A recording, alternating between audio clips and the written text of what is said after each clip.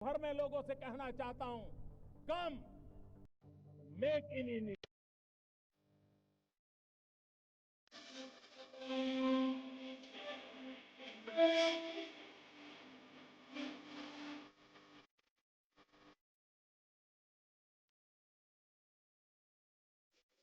आज की इस प्रेस वार्ता में आप सभी का स्वागत है। आवाज आ रही है ना? भारतीय जनता पार्टी के वरिष्ठ नेता, भारत सरकार में मंत्री स्मृति ईरानी जी आप लोगों को संबोधित करेंगी। धन्यवाद अनिल जी।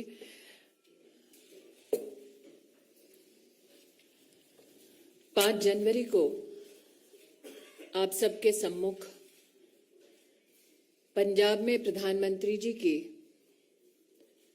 सुरक्षा को भंग होते देख भारतीय जनता पार्टी की ओर से मैंने कांग्रेस सरकार के और कांग्रेस के नेतृत्व के समक्ष कुछ प्रश्नों को प्रस्तुत किया था।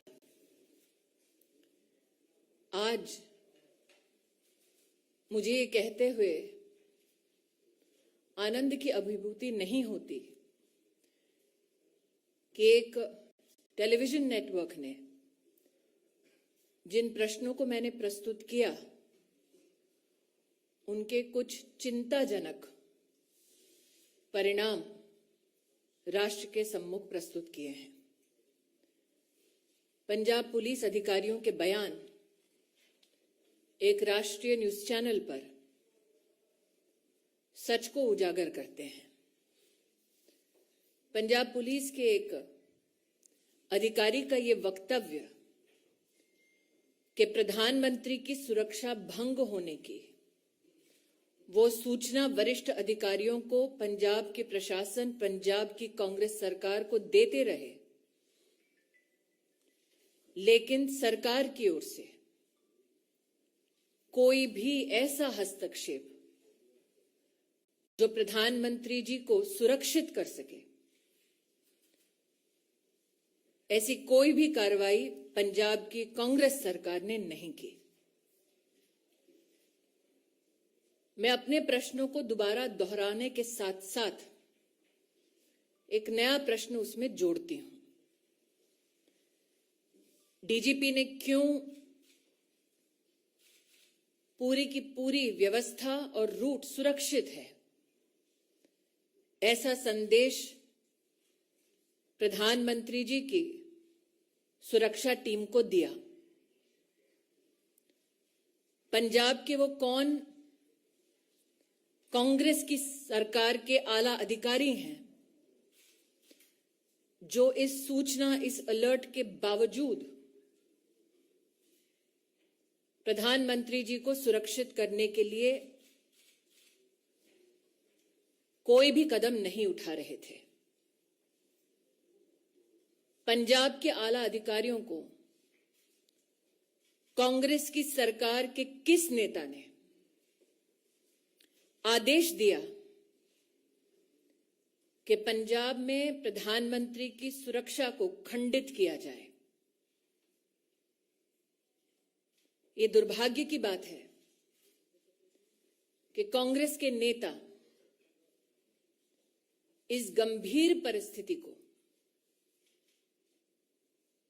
किसी न किसी हास्यास्पद तरीके से छोटा करने का प्रयास कर रहे हैं। पंजाब पुलिस के अधिकारियों का बयान देना कि बार बार उनकी कोशिशों के बावजूद कांग्रेस पार्टी के नेतृत्व ने जानबूझकर प्रधानमंत्री को एक असुरक्षित माहौल में रखा, यह न सिर्फ निंदनीय है बल्कि दंडनीय भी। Ladies and gentlemen of the media, on the 5th of January, on behalf of the Bharatiya Janata Party,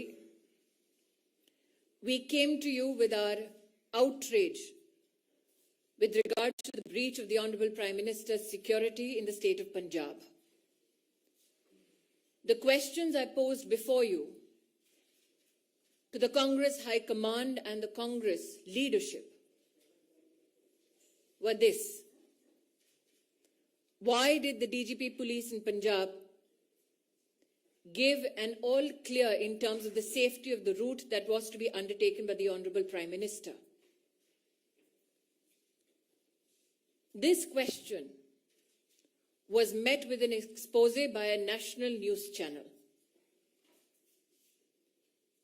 What is extremely disconcerting is that Punjab police officials in this news report have highlighted how they continuously engaged with the Congress government and administration in Punjab to bring to light the threat to the security of the Honorable Prime Minister and his route. The question that begets this expose is who in the Punjab Congress-led government continued to deliberately ignore these threats to the Prime Minister's security. Today, I am joined with and by Shri Anil Baluni to reiterate those very questions to the Congress High Command. Why were security measures which are protocoled for the Honorable Prime Minister deliberately breached due to the active connivance of the Congress-led government in Punjab? Who sought to benefit in the Congress party from the breach of the Prime Minister's security?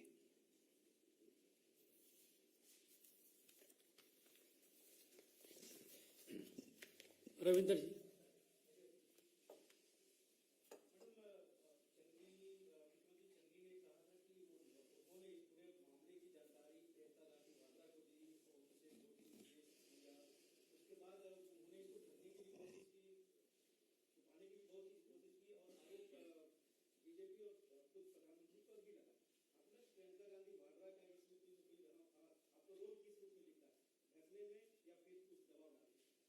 Ravindra जी, जब मैं आपके सम्मुख प्रस्तुत हुई थी 5 जनवरी को, तब कांग्रेस के नेतृत्व में प्रधानमंत्री की असुरक्षा को लेकर, सिक्योरिटी ब्रीच को लेकर जश्न का माहौल था। तत्पश्चात जब देश भर ने अपने आक्रोश को प्रस्तुत किया, तो गांधी परिवार की राजनीतिक आत्मा जागी। आज जो आपने श्रीमती वाड्रा के संदर्भ में मुझसे प्रश्न किया है, मुझे ज्ञात है कि उन्होंने स्वयं एक इंटरव्यू में इस बात को कबूला कि पंजाब के मुख्यमंत्री ने उनको ब्रीफ किया प्रधानमंत्री की सिक्योरिटी ब्रीच के संदर्भ में। प्रश्न ये उठता है कि एक नागरिक की क्या सिक्योरिटी क्लियरेंस है कि उनको एक चीफ मिनिस्टर प्रधानमंत्री जी के सुरक्षा प्रोटोकॉल और ब्रीच के संदर्भ में जो डिटेल्स मात्र सुरक्षा एजेंसीज या इन्वेस्टिगेटिव एजेंसीज तक सीमित होनी चाहिए, उसके संदर्भ में ब्रीफिंग क्यों एक प्राइवेट सिटीजन को हुआ? क्यों वो प्राइवेट सिटीजन जो गांधी परिवार का हिस्सा है, एक इंटरेस्टेड पार्टी है,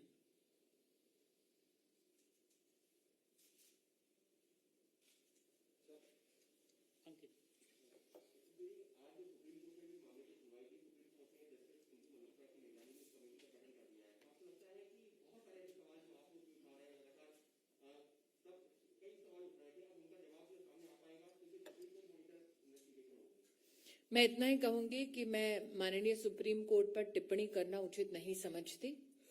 जिस पैनल का उन्होंने गठन किया है, उसके माध्यम से जब फैक्ट्स प्रस्तुत होंगे, मेरी पार्टी की ओर से अगर निर्देश होगा तब उस पर टिप्पणी करना तो मैं निश्चित रूप से करूंगी।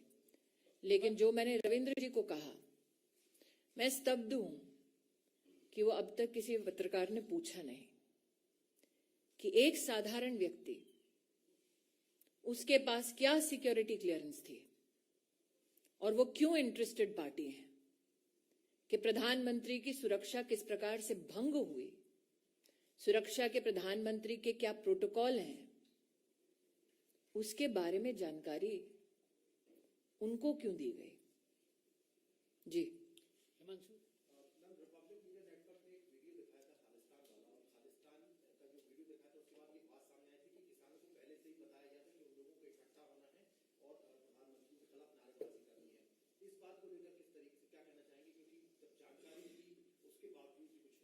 मैंने हिमांशु जी जब अपना वक्तव्य 5 जनवरी को दिया तब कहा planted political instruments. This is post the withdrawal of the farmers bill. So I again reiterate who benefited in the Congress party from breaching the Prime Minister's security and putting the Prime Minister at harm.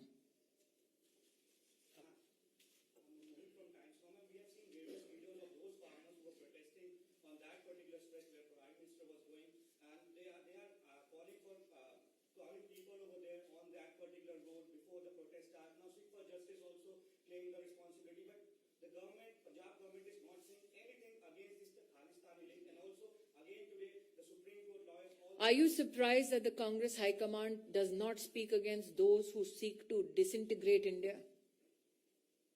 Are you surprised that the Congress leadership will not take a position against those who seek to break India? Thank you.